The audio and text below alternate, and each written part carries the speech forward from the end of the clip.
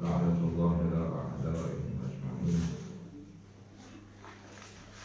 اللهم كن وليك وجدد بن حسن صلواتك عليه وعلى آبائه في هذه الساعة وفي كل ساعة وليا وحافظا وقائدا وناصرا ودليلا معينا حتى تسكنهم أرضك طوعا وتمتعه فيها طويلا برحمتك يا أرحم الراحمين.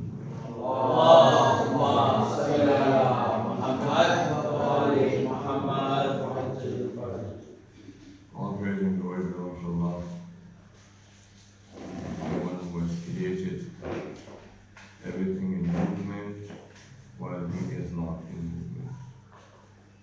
The only constant without change is the existence of Allah subhanahu wa ta'ala, and everything else is in constant change and it's constantly moving.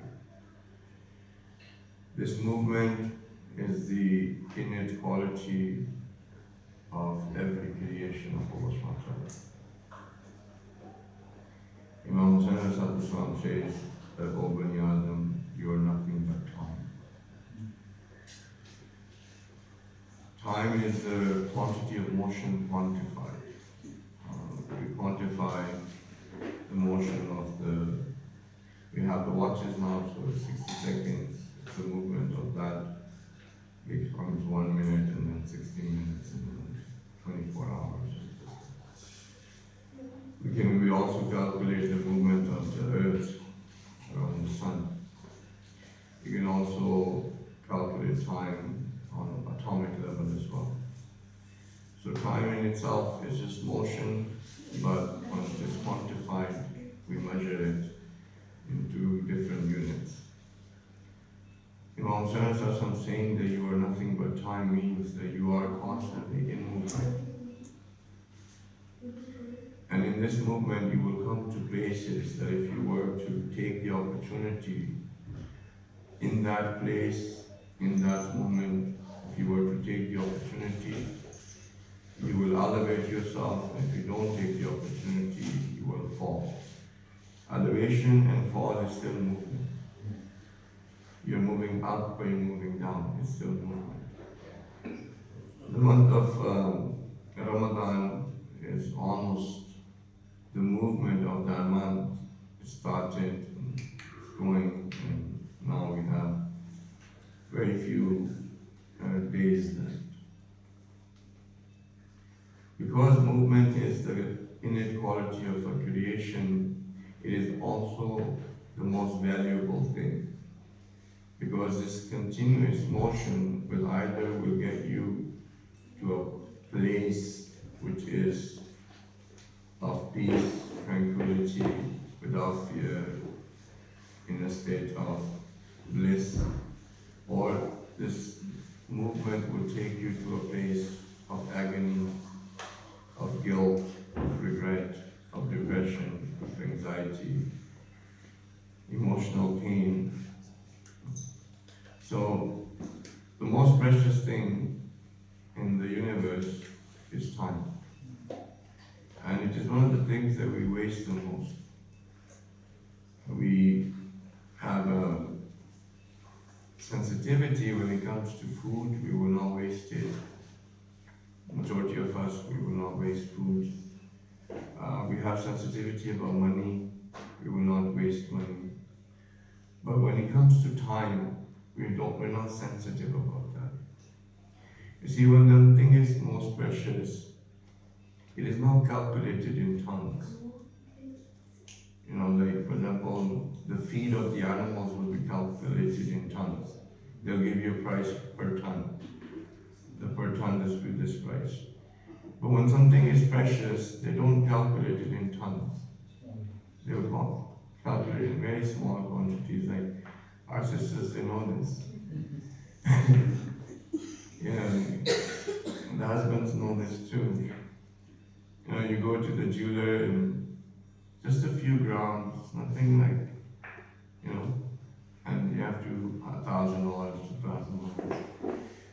With the price of gold now, like just one mango will cost you anywhere from $1,000 to $2,000 to $4,000.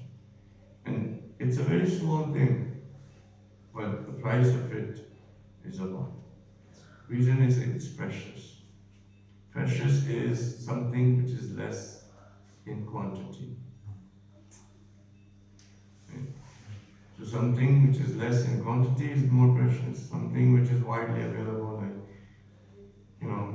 for example, diamonds are still stones, but it's a stone. One of our brothers can go outside, pick a stone, both are stones, just come and give it to the sister. Then I got you something to show my love and appreciation. She's not going to accept it. Why? Diamond is a stone. So is this. What's the difference? The difference is, she'll say that it is available everywhere. And diamond is very precious because it's less in quantity.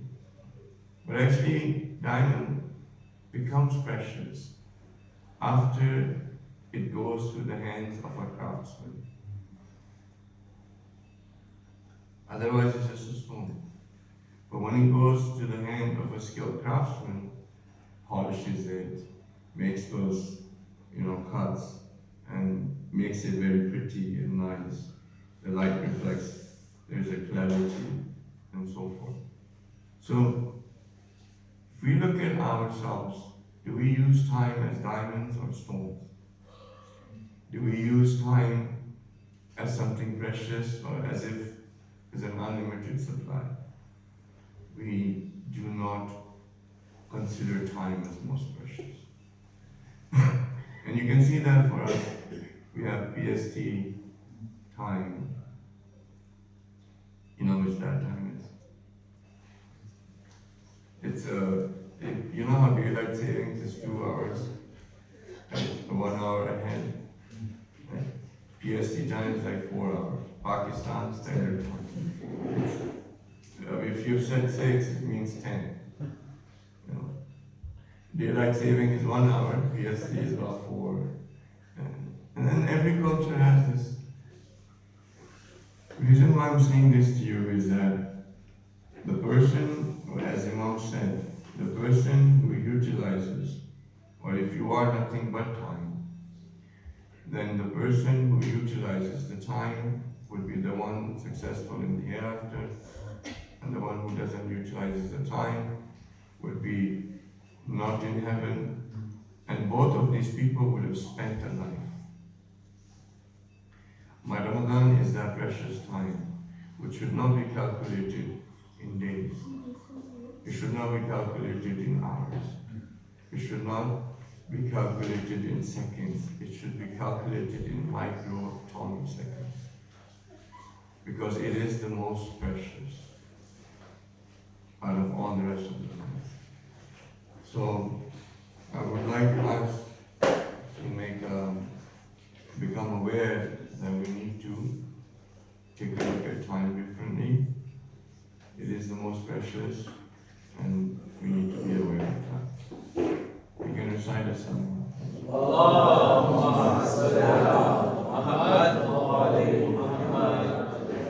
Yesterday we left you off with the concept of nafs, and we said that ruh is the metaphysical folder.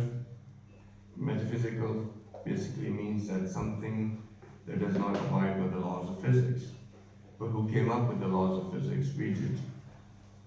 The laws of physics that are there are models of understanding that we came up with. So just with our own understanding, otherwise everything abides by the laws of physics. The laws that are created by Allah, everything abides by it. But because we've differentiated, so therefore I'm making the differentiation, the ruh is the metaphysical, and then the opposite would be the physical. Before going into nafs al-amara, nafs al-lawwama, nafs al-mutmainna, the concept was that the Quran is Mahdabullah, it's the Dastakhan, it's the spread of sustenance. The question that I want to ask you, what do you think the nafs is responsible to?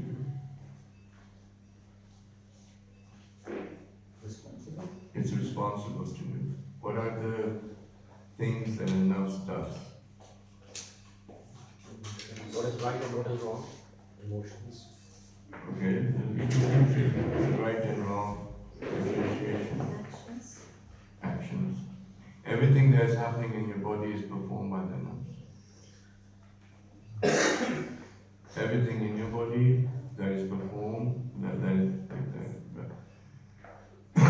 there's only 10 trillion unicellular organisms that we get, or 10 trillion cells that we get from our parents. 90 trillion are bacteria and viruses.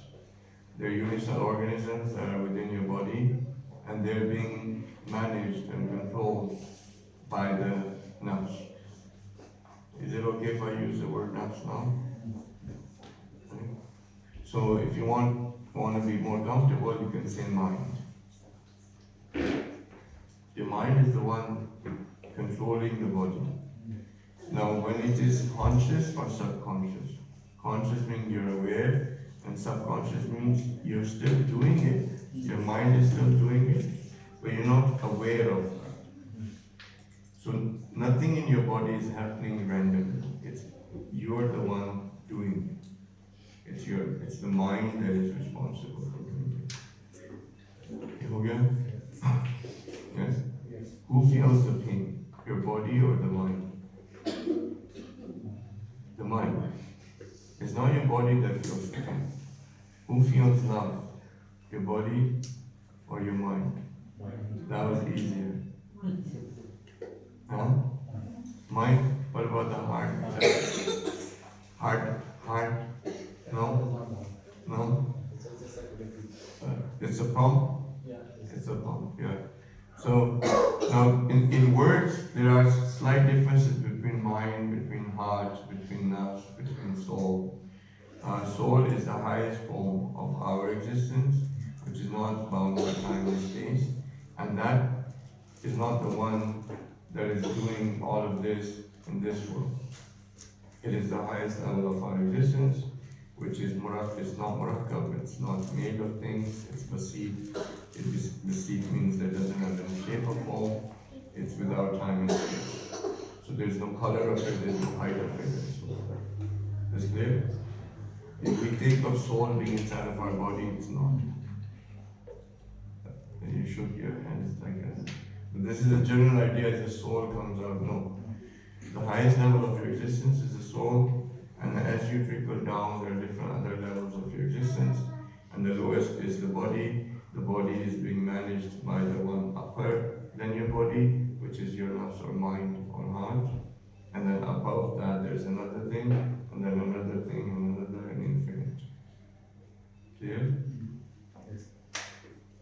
Yes? Yes. And might not have given this example to you before, but I might have in settings. What you see right now is a puppet. Okay. You all should get it, yes. You see a puppet. What you see right now is a puppet, and this puppet is connected with strings that are being manipulated by a hand. So just think of the hand to be your mind. Okay? Is it visually okay? Or should I? Yeah. Yes? So you have me as a puppet. There are strings attached, and it's attached to a hand. You know, like in the old days when the children would have these puppets with strings attached, and the hand would move, and the puppet would move, and because it's a child, they would think it's alive. But the adults knew that it's not alive, there are strings attached, and actually in the background there's a hand that's moving. So the nafs is the one which is moving it, and the strings are attached to it. But what is it moving? What is it maintaining? 100 trillion unicellular organisms every second,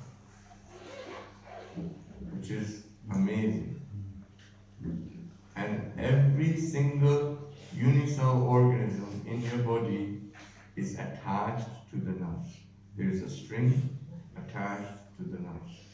At the time of death, every string is cut.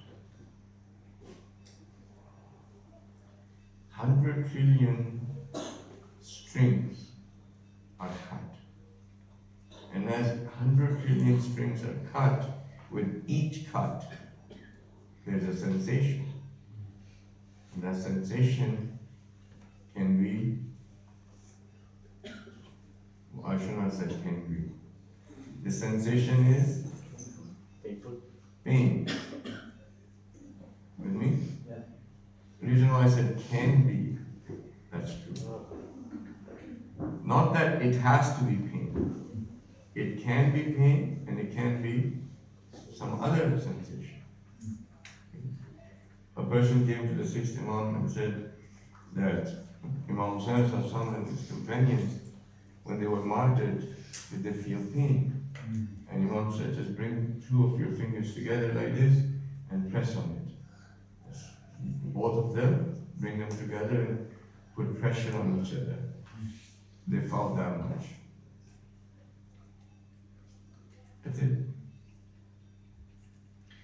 So the reason why they felt only this much is because either you cut those strings, meaning the bodily attachment, thinking as a body, thinking just materialism, thinking about just three dimensions, either you cut those strings or someone will come and cut them for you.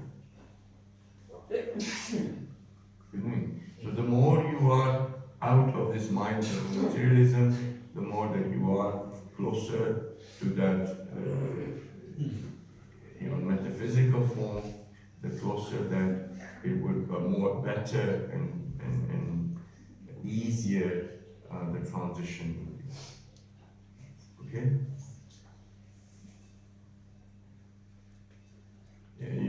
Someone remember the verse that says that every self is going to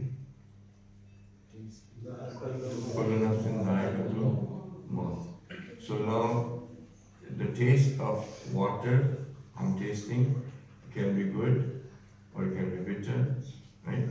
But just because I can taste water doesn't mean I die.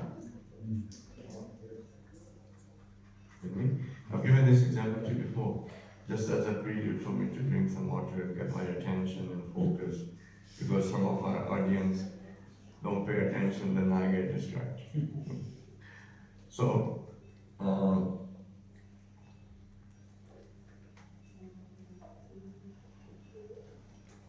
the water tastes okay.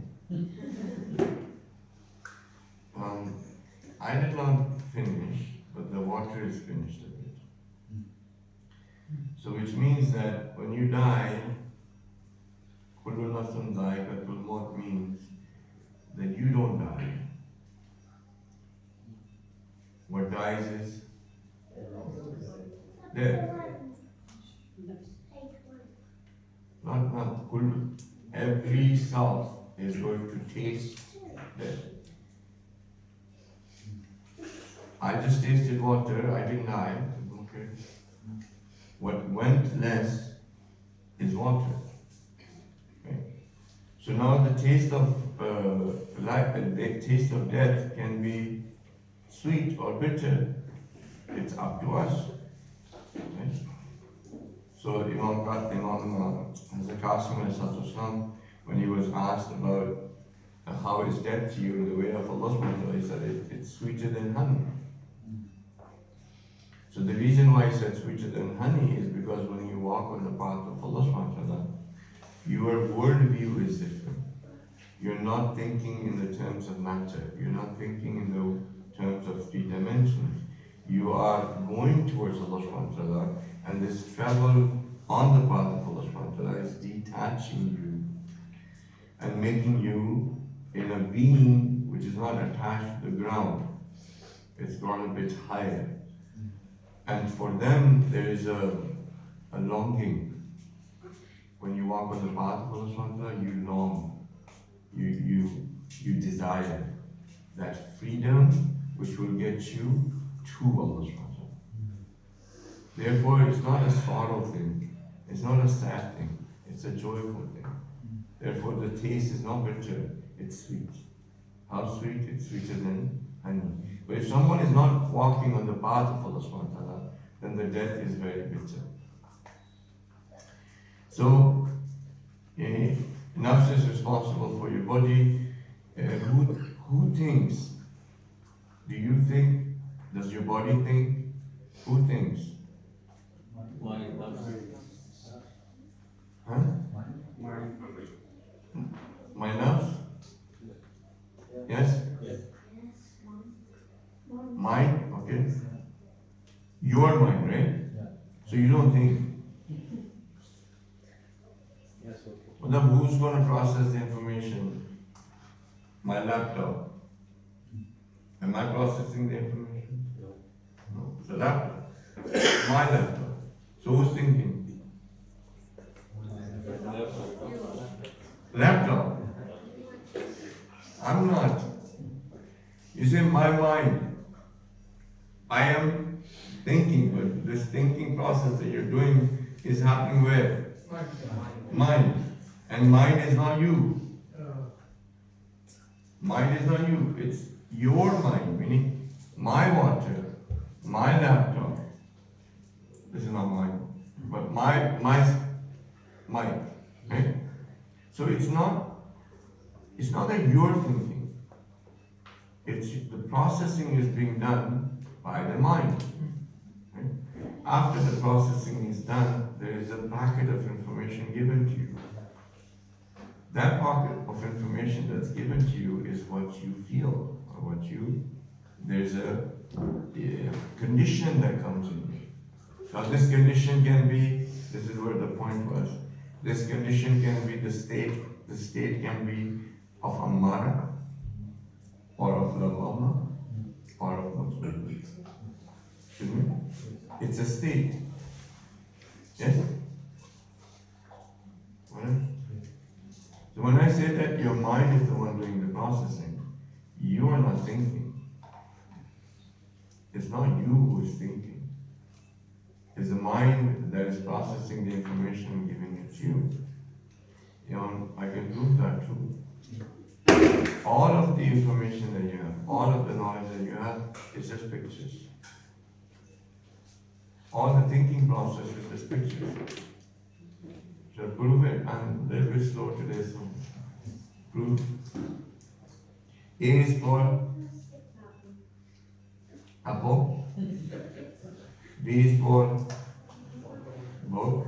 C is for cat. D we don't say. Because Najis will add.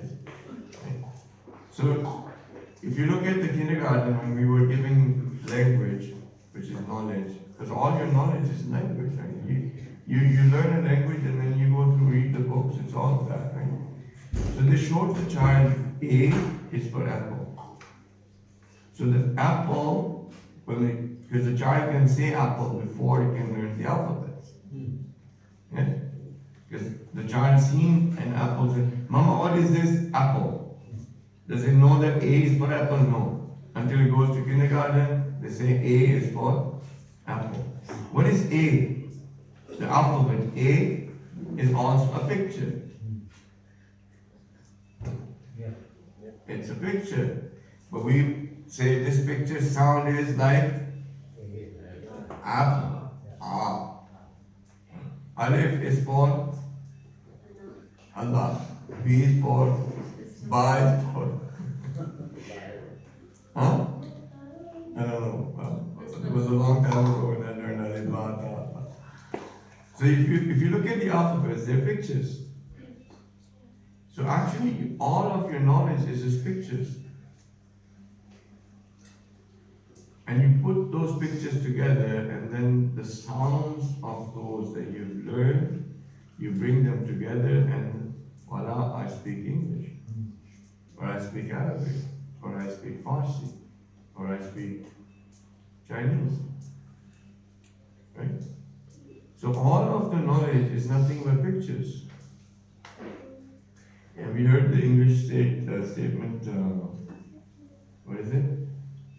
A painting is worth 1,000 words, meaning 1,000 words instead of saying, you just show them the painting. With me. That's why movies are very popular. Movies are popular because instead of the narration, it is direct pictures. So therefore you get programmed a lot faster. If you get programmed a lot faster, it goes directly into your mind and you don't even know when you're programmed. So therefore it's called holy wood. Holy wood. Jadoo ki chhri, magic stick. That's what it is that a magician would use to put a spell on you. And when you go to the movies, you should know that this magic stick is going to put a spell on you. And when you come out, you will be a frog. Or you'll be a donkey. You'll be some form that the magic was designed for. Couldn't it? I mean, the magicians are putting out from the hat and the rabbit comes out. That's what it is. So now, these pictures that we have makes our knowledge. Yes? Okay. What else is nafs is responsible for? Feelings. Okay? Of love, hate, and so forth. Now the rest you do the homework. But when you look at the nafs, it needs some guidance. It needs some nourishment. It needs attention. It requires guidance. All of those are in the Quran. Therefore, Quran is the food for your nafs. With me? Alright? Now, when you recite Quran, just the visual, right, the Arabic, it is recommended that you look at the Quran. Because what's happening is that these are pictures, right? They're pictures, they're associated with sounds. But these pictures are designed in a way that if you were to look at it, your eyes will get better, your memory will get better. You will find yourself at a calmer state, as a grounded state. You will have dopamine and oxytocin. They will, your brain will secrete. Right? It is recommended that when you recite the Quran, you should touch it. With each line, you should read it like this. You should touch it with each word. وَمِنْهُمْ مَنْ أَحَدَ اللَّهِ. You should touch it, each word. Right? By having this touch to the Holy Quran, there is a signal going inside. These words are vibrating. That signal goes inside. So, because Matabatullah, it's the spread of sustenance, just that point we can spend 10 hours. But you need, without that, you will still have some food. It's not like your mind is going to be empty or it's not going to have food. You're still going to get food. Right? Alright? You're still going to get food. What food are you going to get? Social media. Social media is food. What does it affect? It affects your mind, it affects your soul. But what kind of food is that? Good food. Oh, very nice. It's pakoras and noodles and it's like the most delicious food. Because we rather spend 2 hours on social media than to recite Quran. So it must be better. Yes or no? Yes. No? That we eat it like it's the best tasting food. If you see someone in the dumpster eating the food from the garbage, you still get nourished, no? They'll still get nourished. But this nourishment that they got, is it good for them? No. It has bacteria, viruses, all of it. So you're still going to get food. The choice is which food you want to get. We're so concerned about halal food versus non-halal. Yes? You should be. But just as sensitive you are for halal food versus haram food, should be more sensitive about what you are putting in your mind. What you put in your mind is more important to be aware of than what you put in your stomach. We're not concerned about that. Any garbage, everything, it's like, yalla, bismillah, eat it. It's going to have effect, right? Oh yeah? So, Nafs al-Lawwama is a state where you've done something wrong and then it puts you in a state of being regretful. Nadamat. You're nadim. Okay? And then Nafs al-Mutmainna is a state where you are at peace. How are you at peace? You are grounded. Okay? When you're grounded, you are stable, everything tastes good, everything looks good, everything is good in life, and so forth. Right? That's why the two comparisons I'm only making to let you know. A person who went through hallucinogenic drugs, they made them write an experience. And the one who had a spiritual experience, they made them write their experience. And then a third person was shown the two experiences and was told to figure out which one is spiritual experience and which one is hallucination. And people could not tell. Okay? Reason is that when they got into the state of that affected their mind, things opened up. And their consciousness expanded and they felt a lot more. So did in the spiritual experience, the mind opened up. There were more angles that it could see. And they both were experiences. But the hallucinogen part was addicted to it. It was dependent on that. But it created the expansion of consciousness. With me? Yeah. You know the most hardest drug that you have right now? Social media. There's only two industries that call their customers users. One is the drug industry, and the other are you work for them. You work for them, right? Like Gmail users, Twitter users, right? Instagram users. They're all users. The reason why they call them users is because it is an addiction. It is a drug. And that drug does expand at something. There's some dopamines that are being secreted, oxytocins are being secreted.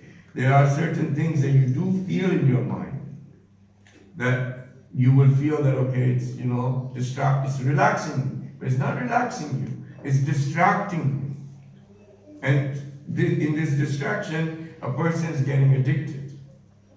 Now, when you let go, okay, this will be the last statement because then we will not cover anything else. You know how you fasted for food and water? One day fast, a phone, social media, Gmail, Twitter, Instagram. See what happens.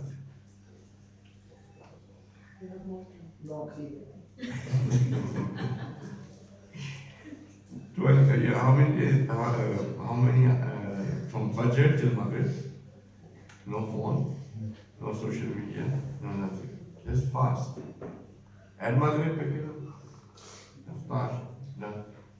And then from Maghrib till Fajr. Maghrib till Fajr is fine. This is what we do anyways. We open our fast and Maghrib till Fajr we keep eating. Okay, do that. But at least try. See if you can fast like that.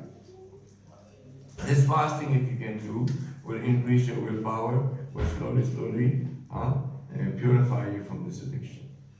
See? So because we don't understand, we don't think of nafs this way, but when you understand nafs this way, the way I've explained it to you, you definitely need Quran. You need your visual to become pure. You need your mind to become pure. You need your feelings to be pure. You need a thinking pattern for yourself, which the Quran can give you. You need some sort of support that the Quran can give you. You need all of those things rather than getting them from anywhere else.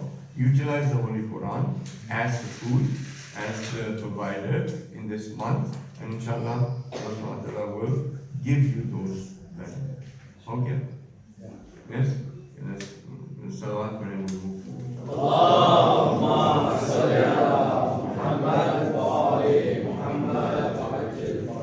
The other angle about the Holy Quran is that this is a love letter from Allah subhanahu wa ta'ala to you. If you love Allah subhanahu wa ta'ala, from Allah subhanahu wa ta'ala, this is a love letter. From the one that you love to the one that is, the one who is the beloved, the one who is being loved, and the one who is loving. This is a love letter. English sounds good, no good. A love letter, does it sound okay? No? See, the thing is, we can fall in love with everything else but Allah subhanahu wa ta'ala. We'll fall in love with, I love this.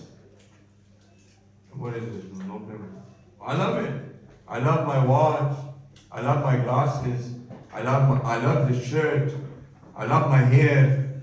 You know, with all of these things we fall in love. But Allah subhanahu wa ta'ala, when the most beautiful thing, the most beautiful existence, that is the source of all beauty, that is the source of all love, is Allah subhanahu wa ta'ala.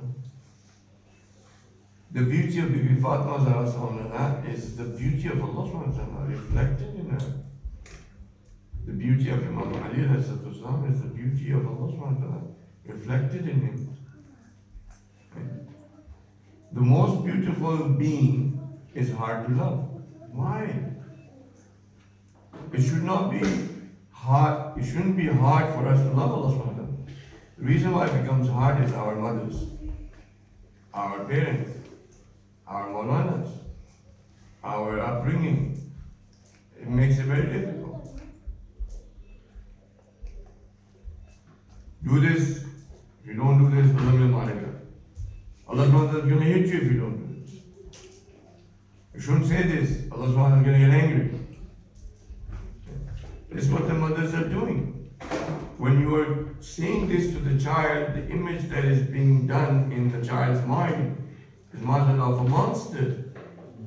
Always ready to pounce on you. Right? And then as the person grows a bit, older, finds that Allah subhanahu wa ta'ala said, you can't do this, you can't do that, you can't do this, you can't do this. And then the image of Allah subhanahu wa ta'ala becomes of something of a, nobody likes somebody telling you what to do. There's an automatic rebellion that comes. Right? Like, do this, do this, do this. You'd rather be with a person, two uncles. One uncle tells you, do this, do this, do this. The other uncle says, no, but it doesn't matter. Read or don't read. Study, don't study. It's okay. Just enjoy. Which of the two uncles you're going to like? The one who, it's okay, just do whatever, right? Then as we want to learn religion, then the Moulanas who are teaching you religion always talk about hell. Always talk about the grave, punishment, this, that, the other, you're going to burn, this. So now, the image of Allah subhanahu wa ta'ala in our minds, or the way it is projected, is not something to be loved, but something to fear. And even this fear is not the fear of Allah subhanahu wa ta'ala, it's the fear of hellfire. It's not the fear of Allah subhanahu wa ta'ala. The fear of Allah subhanahu wa ta'ala would be a different thing. Like, for example, I know you're not afraid of me, but if you were, I'm not a monster, I haven't hurt anybody. I do say to you, do this, do that, but other than that, like, kind of okay with a friend, like right now, okay, I'm wearing a bakwa. So if you find fear in front of me, it's not because I am making you afraid. Maybe you have a level of respect that's creating that emotion inside. This level of respect that you have will create this emotion. When you have love for Allah subhanahu wa ta'ala, it is an automatic reaction. Not because of hellfire, Not because he's don't do this. It's because of his love. And when Imam Hassan stood in prayer, he shook like leaves do. Imam Ali cried. Imam Hassan would look at the water and his color would, like, it'll get pale.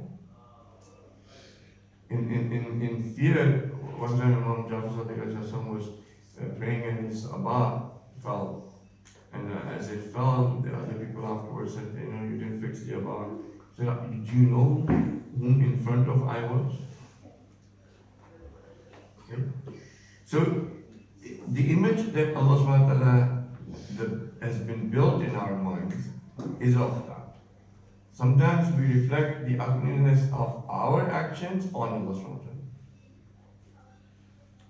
ta'ala. It's our own actions, our own fault, but we reflect it on Allah subhanahu wa ta'ala. My destiny is wrong. It's it's just always things go wrong. I have a bad destiny. Who wrote the destiny? Who wrote your kismet?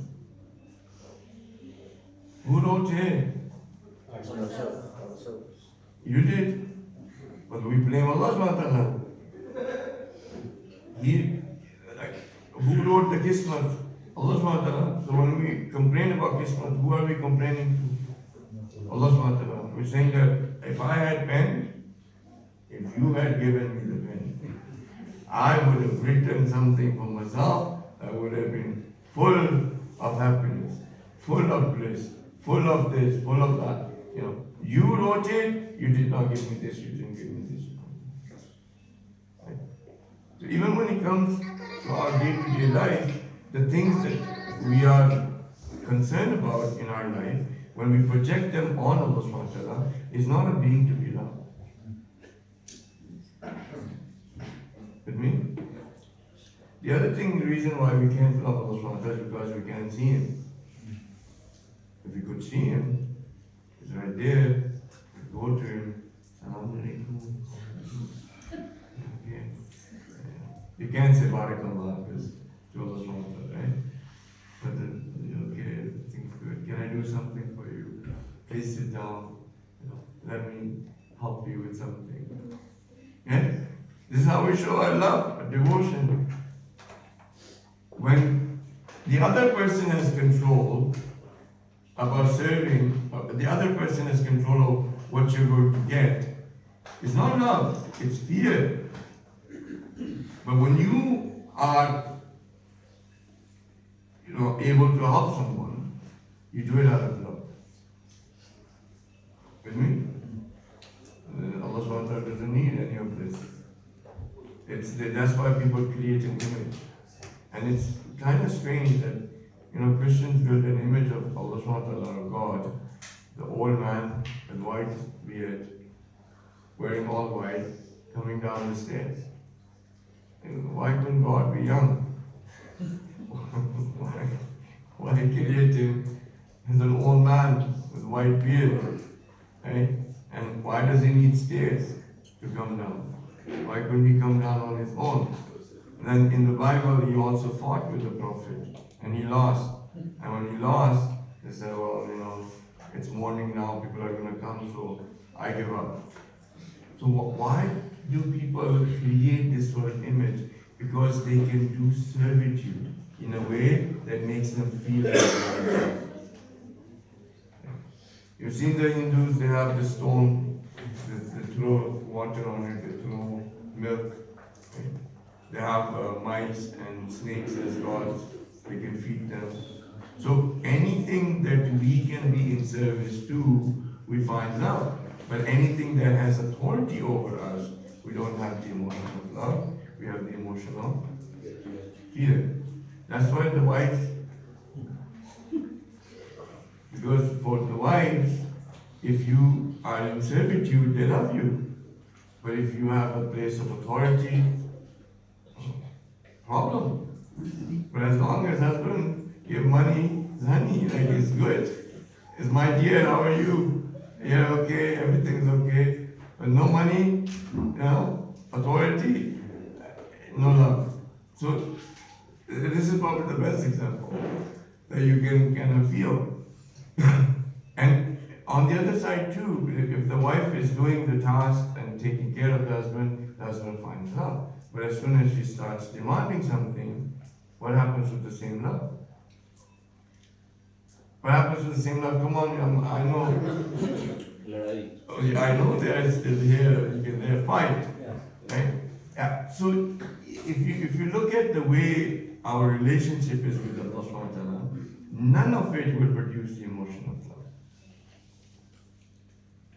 And what do we say? I love Allah Subhanahu wa Taala. Now I'll make one statement. You can connect it to us, but I'll also then try to give you something else. We spoke about Zat. This Zat is the one that you love, self-love. Once you expand this self, and as you expand it, you can expand it to the point where religion, community, humanity, family, everything comes within that expansion of self. You automatically have love for self. Therefore, anything that is within that boundary of self, you will automatically fall in love.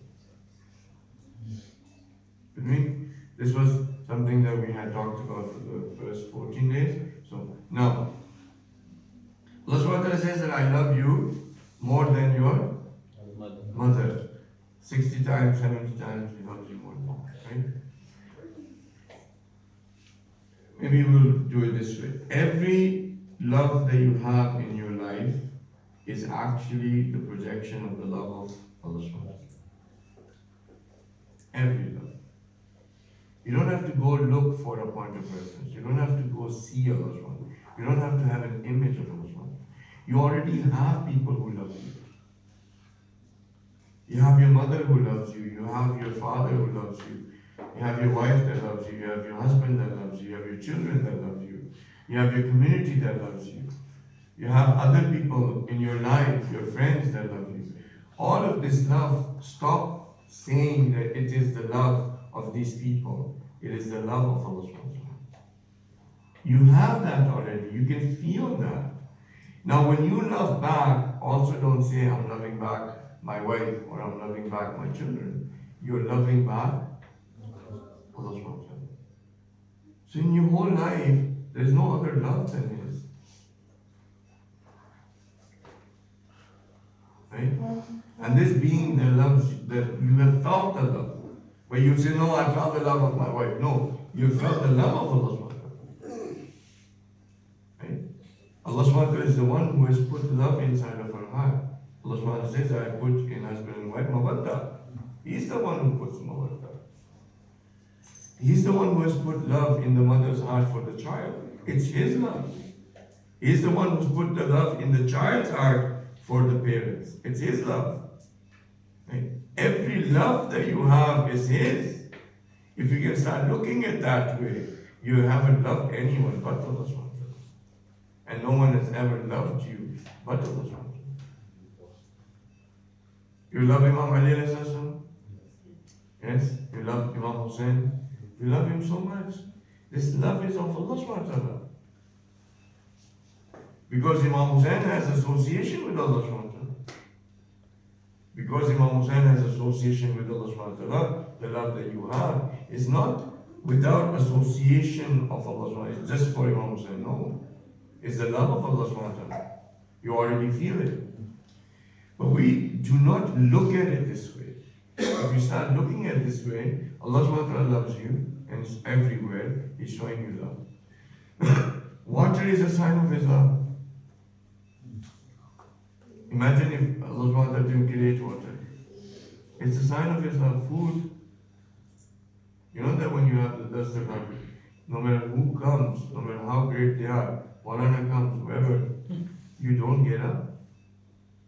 You do not get up for their respect. You sit there. Why? Because there is food in front of you which is associated to rizq of Allah Subhanahu wa Ta'ala. It has respect. And you cannot show more respect with that. Right? So they say, don't get up. Right? With me? Your body is a sign of love of Allah Subhanahu wa Ta'ala. Like there is nothing that He has created, that is not a sign of His love. His most predominant quality is love. And I'll make another statement and then we'll try to connect the dots. It's already 11 o'clock almost. It's our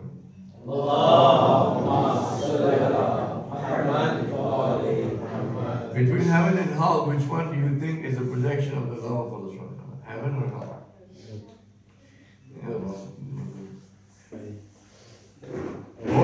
Both? Agreed?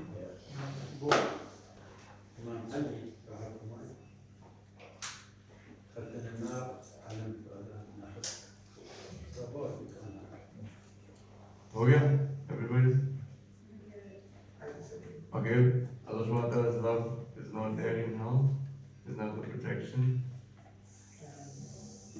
Sometimes it's not there, it's far away from Our definition of love. maybe. Yes. So, if you scold a child, is it out of love or hate? Huh? Love. My experience, like my father did physical love. You know? Physical amar bil ma'ruf wa nahy anil munkar, out of his love. As a child, I didn't felt the love of my. I did feel the hand print or something, but I didn't feel the love of my dad. But it was out of love. Here, they make it out of spite or depression or anger. Back home, it was love. It's like, I hate you because I love you. I tell you not to do this because I love you. I'm telling you all of this because I love you. The parents, whatever that they did, whether they showed love in the way that we think love is or the other way, it was a projection of love. Allah subhanahu wa ta'ala has given, even in the end, the opportunity for people who have not gone through, who would have been, haven't been purified to the point where Day of Judgment purifies them, hellfire will purify them and they can go to heaven. For some individuals, yes, like the pharaohs of today, the oppressors, all of these, because their actions reflect past and present, and so many people are involved in their oppression, they never get out of hell. But who got themselves in the lowest depths of hellfire? They did. So they can never climb out. Because you see, like for example, you did genocide. You did genocide, you killed a whole people that they no more any forward. The effect of it was felt by all of the human beings. Right? You saw the protests in Australia here. These people were hurt. So because of this, what happens is there's so much that the person themselves have done the oppression that they're never able to come out of the hellfire. Right? With me? Do you feel any love for Allah subhanahu wa ta'ala? Wretched is a being who's never felt love in their life. A wretched being. And there is no one who hasn't felt love. Even the most wretched. There is no one who's ever not felt love. And if there is someone, they are probably the wretched person on the face of this planet. Majority of us have felt love. See? So next time you say, I love you to someone, know that it is the expression of love of Allah subhanahu wa ta'ala. And if they return back, this is the love of Allah subhanahu wa ta'ala. All the love that you have is the love of Allah subhanahu wa ta'ala. So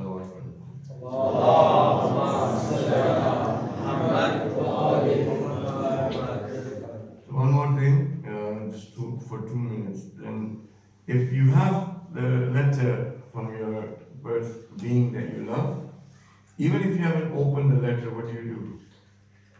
The ones who have received love letters, they would know. And sometimes they would have like a fragrance to it. Right?